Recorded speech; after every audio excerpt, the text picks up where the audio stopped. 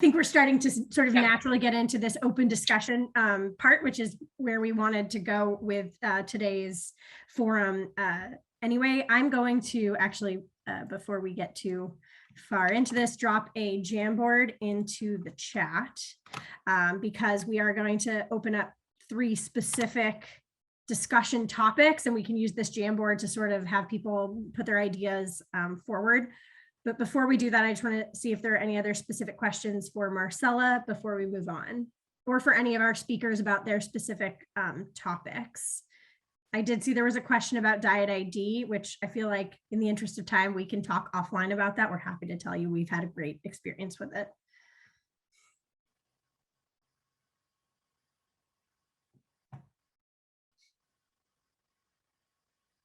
Okay, well, before we move on to our open discussion, I just want to take a moment to thank our 3 speakers, Stephanie, Virginia, and Marcella, for sharing their research with us today in the inaugural forum. So hopefully this gets everyone excited to share their research in future fora, I guess. Okay, so our first topic, and just to give you a sense of where these topics came from, we had sent a survey link out with the initial sort of save the date for the Veggie Meter Forum, and we got a variety of responses, and so we sort of aggregated those with other questions to the listserv and came up with just 3 topics for today, though I imagine after today, we have a bunch of new topics to discuss and can do those as well.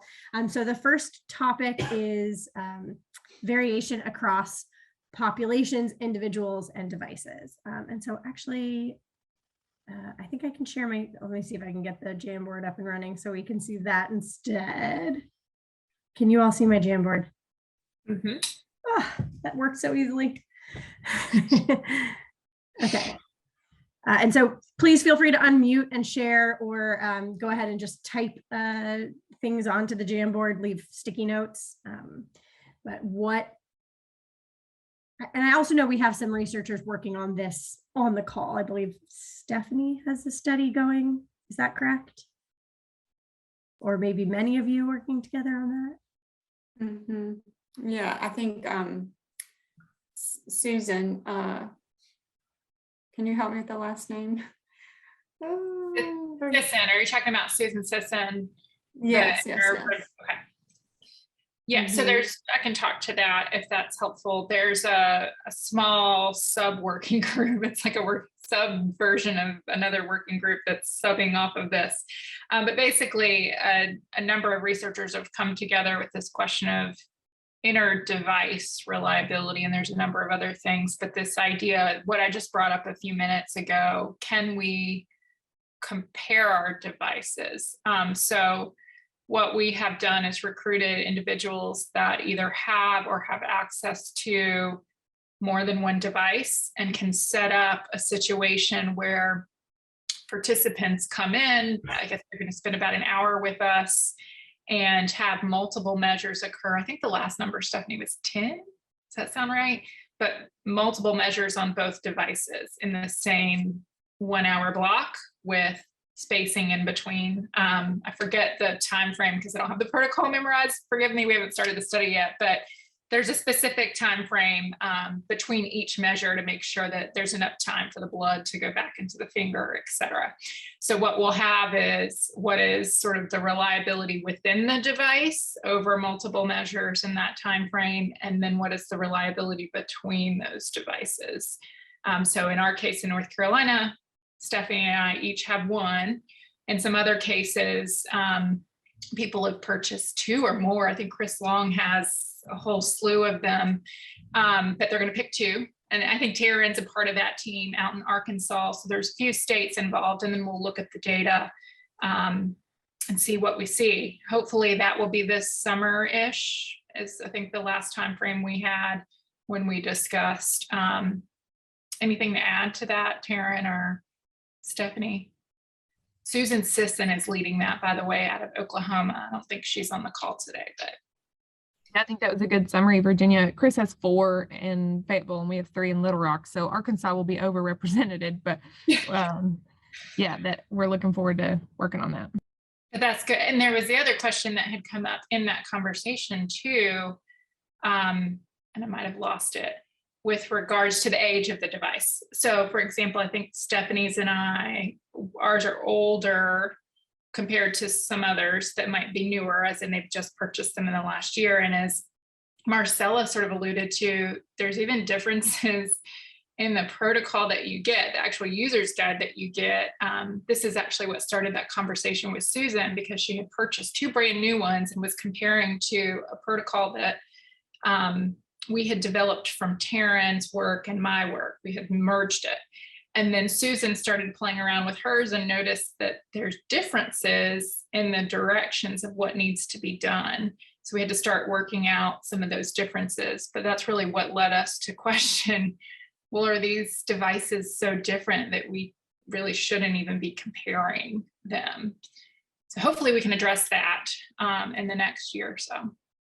One other issue that's come up with that group that I don't think I've heard mentioned here today, which is worth considering, is this issue of how long it's been since it's been calibrated officially with Werner, and how frequently that should be happening, and what does it mean to ship a device, all of those factors as well. Maybe I missed that, so sorry if I did.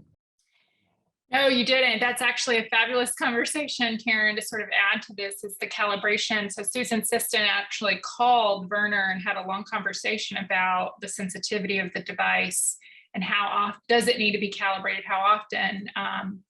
The initial response was, well, really, it needs to be calibrated every day, which is not practical for us because it's a shipping back and then that's a process. So she said, well, we can't do that every day. So like, what is the recommendation in terms of reality of what we can do? And he recommended, I think every year, at least, especially if you're going to start a new study, that it should potentially be recalibrated. The cost of that, other than the cost of her having to ship the devices, was covered. Like he didn't charge her, but I think as a community, we're going to have to realize at some point, if we're all sending our devices to him, he's going to get overwhelmed. So, I mean, what that's going to look like, I think probably needs some collaborative discussion with him about how to execute that without overwhelming. Nancy has a comment about this in the Okay. chat.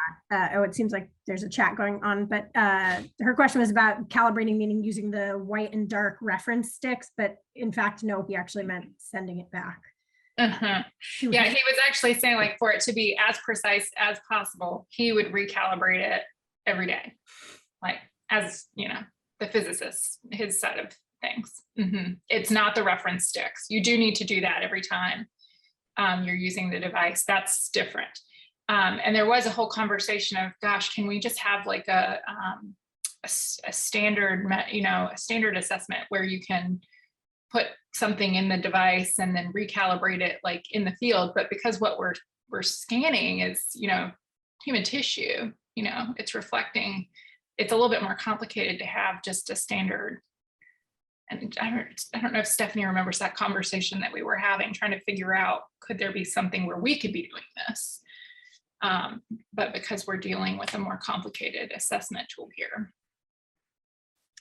So maybe, I think like Alicia, you're based in Utah. Maybe you could drive over to him every day while you do your research. I'm sure that's super practical. But for the rest of us who are located all around the country and outside of the country, that might not be the most solution.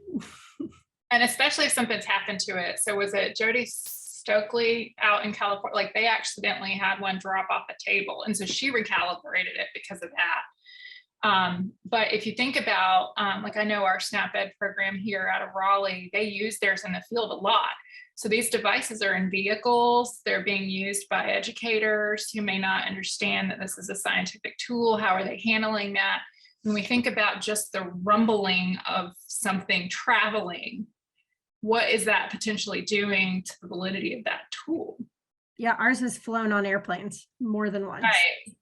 So it almost feels, I don't have an answer to this, but it's almost like we're gonna have to start thinking about that. What is it doing to our, because the big ones sit, they do not move. They sit in, in someone's lab or wherever they're located. I'm sure that we need to be using the same sensitivity with these things, but then how do we know when it's out of whack and it needs to be addressed other than the yearly assessment?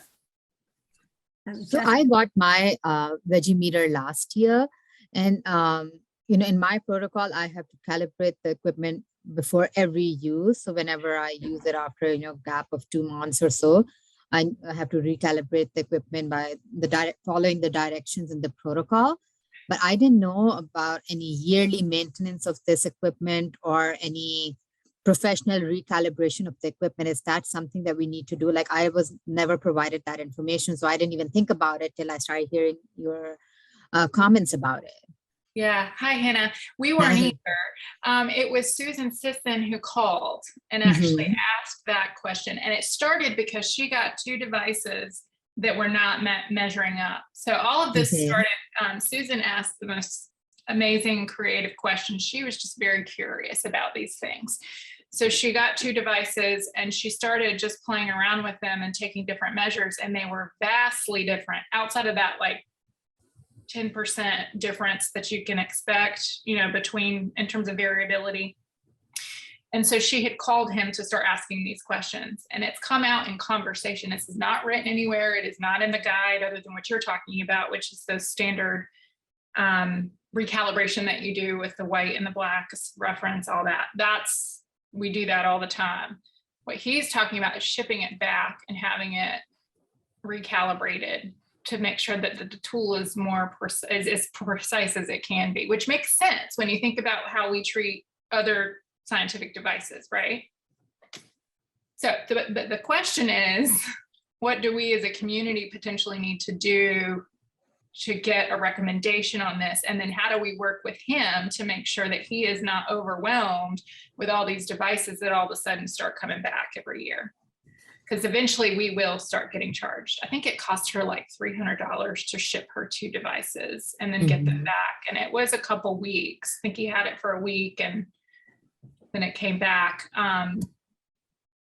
Geez, I don't even want to think about what the shipping does to that, but neither here nor there. Does that like completely mess up the calibration that you just had? But we'll not go there. I think there just potentially might need to be a conversation, some guidance, and then a plan for how to not overwhelm. Let's see. Yeah, so Jesse's saying, same here, larger than a 10% difference between the 2 Veggie meters. So that's what we hope, Jesse, to answer in this study that we're going to do. So in this study where you have, with the difference between your 2 equipments of about 10%, were both these equipments bought at the same time, and have they been used to the same extent? Just to kind of get an idea if it's like the older equipment, the difference between old and new equipment, or is there a difference because of the level of usage of each of these pieces of equipment? Yeah, great question, Hannah. So Susan's 2 devices were brand new out of the box when she did these assessments. Yeah, that's why she was upset that they were so drastically different from one another, because literally she had put them on her desk and had not done anything else but measured. She did sort of an interlab little measurement with her and a couple grad students where they did multiple. And she just has that preliminary Excel spreadsheet she put together, and she sent to him and said, listen, this is greater than that 10%. They're not comparing. And that's where some of these conversation details have come out in her concern over that. Now, we've also asked that question that you just asked about age, which is why I'm a little excited about this study we're going to do. Because, for example, and I don't know how old Taryn's are, Chris Long's, but I know Susan's are brand new. I think Taryn's are new too, right? Yours are pretty new. And then Stephanie and I they're older. Mine's a few years old. I think Stephanie's is even a little bit older than that.